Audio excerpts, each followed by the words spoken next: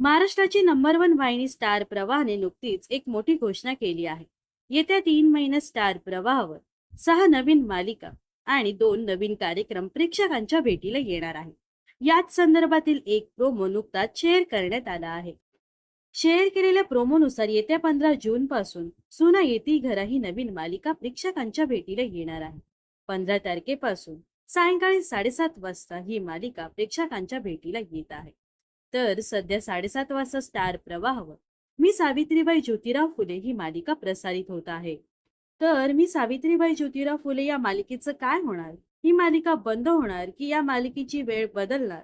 याकडे या मालिकेच्या चाहत्यांच्या नजरा लागल्या होत्या. मालिकेत ज्योतिराव फुलेंची भूमिका अभिनेते अमोल कोल्हे साकारत आहे, तर सावित्रीबाईंची भूमिका अभिनेत्री मधुराणी प्रभुलकर साकारत आहे.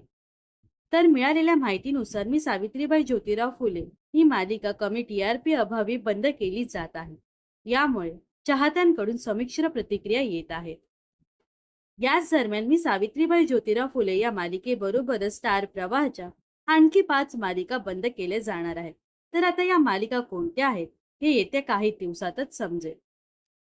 तर तुम्हाला काय वाटतं, स्टार प्रवाहाच्या कोणत्या 5 मालिकांनी निरोप घ्यावा हे नक्कीच कमेंट्स करून सांगा.